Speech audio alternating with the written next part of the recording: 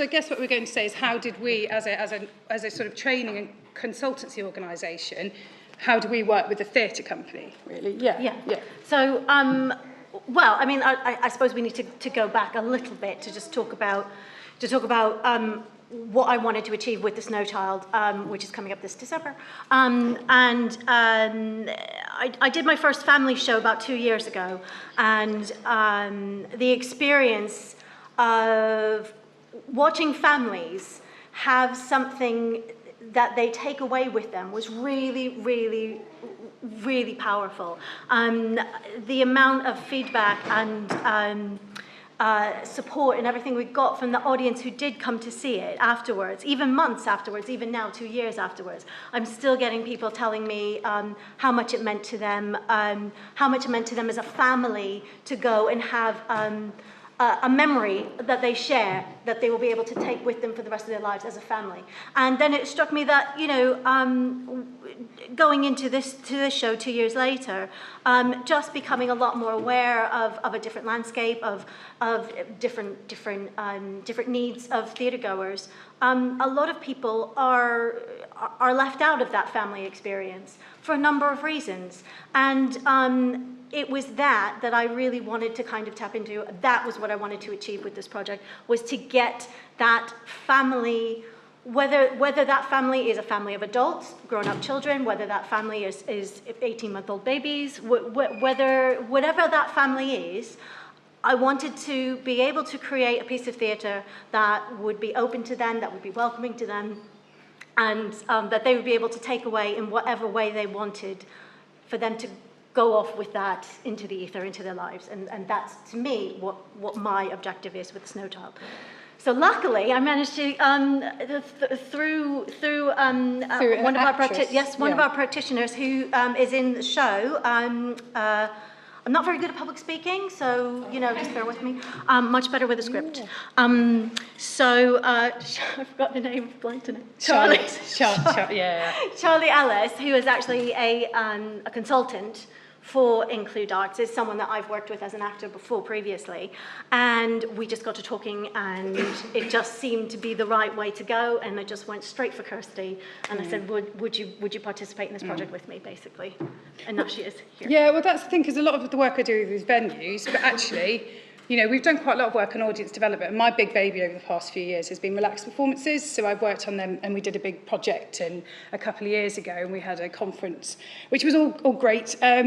But that's all great, but there's no representation. You know, we're starting to look at stages, and actually what's really great is that, again, you know how peripatetic practitioners tend to be. So the girl who worked for me doing training, because actually she had work in SEN schools that I was more interested in rather than her acting experience, she's also an actress, so she brought us together. So what's wonderful is that the more work we do with front of house staff, in fact, going back to Luke's point earlier about working with people on the value judgment language, but you know what I mean, the lower levels of an organisation, they tend to be the people who are part-time. So when I go and work with them, they take that knowledge elsewhere. They're writers, directors, actors, carers, whatever they are, and that's really exciting, and that's what we're starting to see.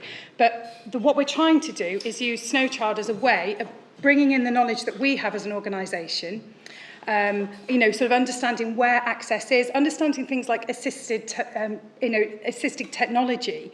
You know, you can't just go and Google where you are in local advances. It's something that we know quite a lot about. And pushing it into this show so that everybody connected with this show will then take that with them. You know, that's what we're trying to do, not say, hey, how great are we? We're trying to just say, hey, this is the way that we're going to structure this, and try and sort of affect a change that way.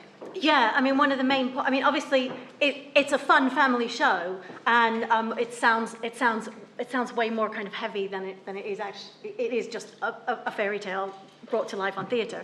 But what we're trying to do with it, you know, and underneath it is it's a training ground for people like me, people who are going to be within the project, the actors, the designers. A lot of the team is here, dotted around. We'll do a introduction later, and just being able to kind of take that knowledge that we are learning from Kirsty and learning from really looking at our practice as a theatre company and how we can be more accessible, how we can be more inclusive.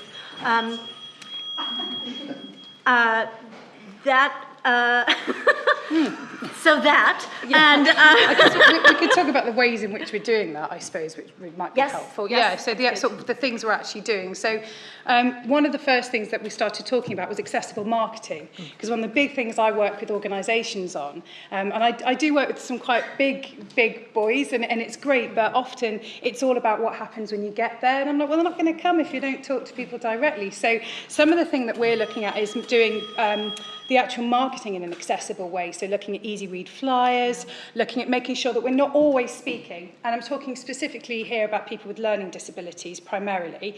We're not talking to carers or gatekeepers, okay? We're talking directly to that person, and that doesn't happen very often, actually. So that's one of the things we're trying to change. How do we speak to these people? How do we get to them? And I am homogenising, I apologise, but just for brevity, I have to. How do we get to people and talk to them? We're then looking at training all of the cast, crew, and also staff at the venue as well. Just in terms of, actually, it's just telling a few tales so they're not frightened, because lots of people are scared of making a mistake, as you know, and so won't actually engage with things that are going on, or they'll have a bit of experience and be like, I know all disabled people are brilliant, and they'll be irritatingly in your face, like, oh, I know people like you, I can help you. And that's even worse. So we're kind of trying to balance bring people just so it's just, your regular behaviour. We're also looking at the show as well, aren't we? Yeah. And looking at the an assisted performance programme. Yep, we've got, as far as assisted performances, we're going to have relaxed performances, which are usually aimed at people on the autism spectrum. And with learning disabilities. And with learning disabilities. And everyone. And part of that, just so that you can get an idea of what it is, the auditorium doors will be open. They won't be shut. The lights won't be down all the way, which can be quite intimidating for someone not used to a theatre experience. There is going to be a breakout soft space which people can retreat to if they find that the whole theatre experience is just a bit too much. Sometimes, it can be a bit loud, it can be a bit scary. Even for adults, you can find something, maybe you need to go to the loo and you want to go have a little sit down. That is an area that will be at the front of the rondo. And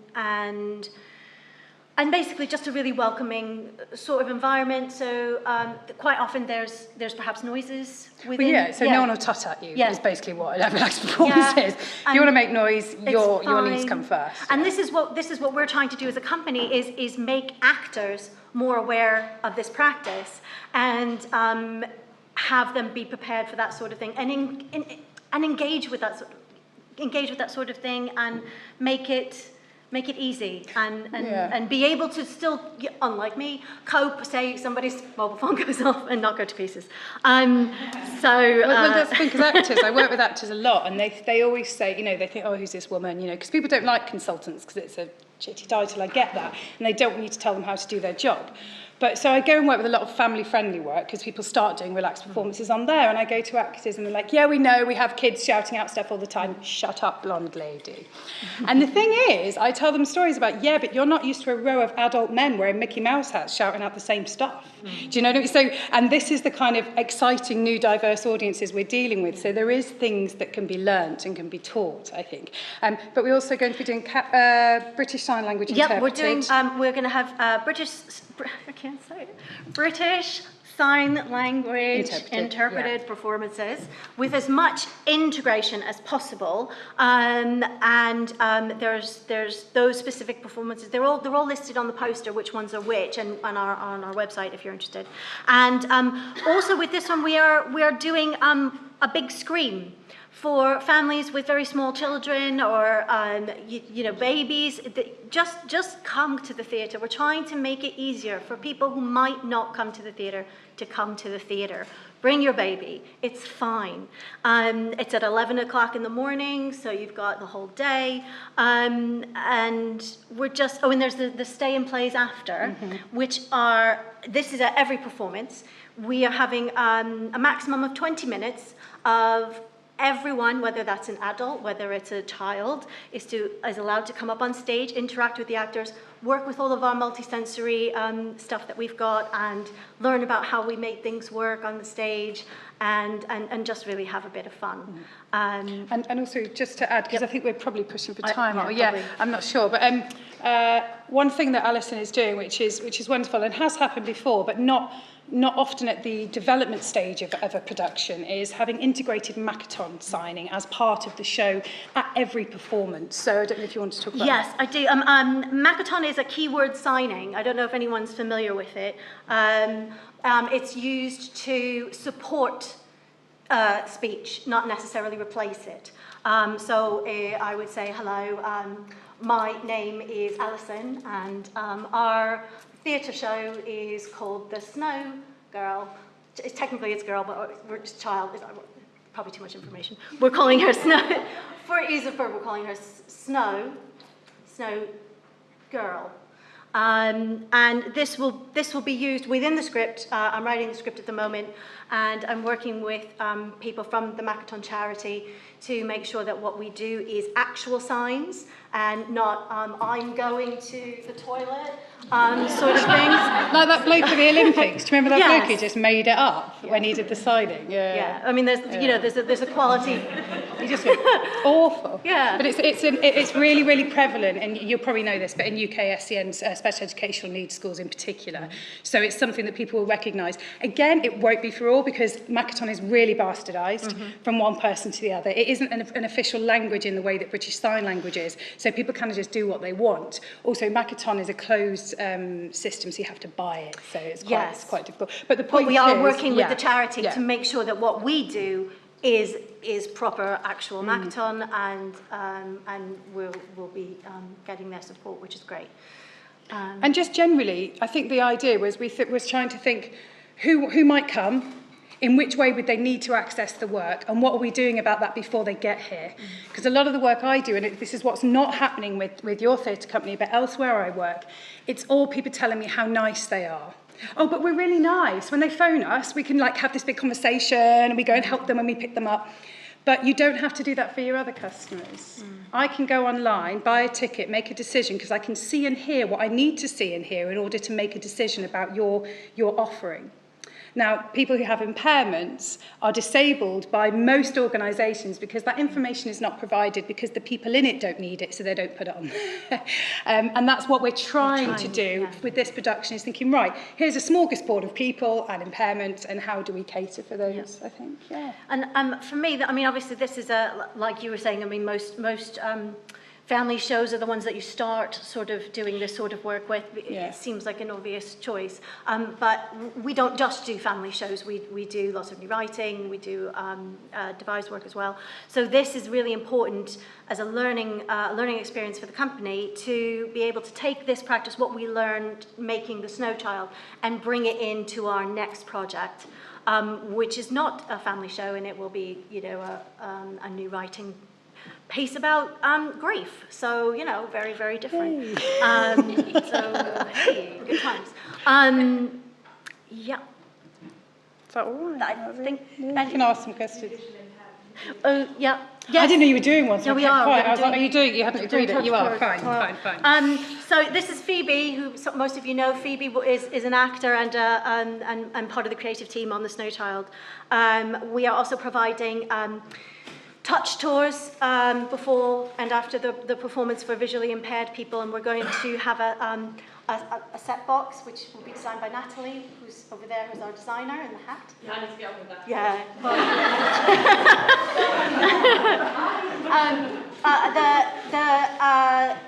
The visual tour set box is a to-scale sort of representation of what we have on the set, so that someone can have a feel and have an idea of where things are on the set, on the stage. And we're also going to try and get Braille printed material as well, and large print material. So we are doing everything we possibly can with the capabilities that we have and with the resources we have. And this is just to round up, because I think we are at time now, but the point is that none of these are new things. Nothing that we're doing is new. It has all been done before, but it hasn't quite been done in this way so early on in the process and so vast. And that's what's quite interesting about what you're trying to do. Well, what you will do. So thank you, John.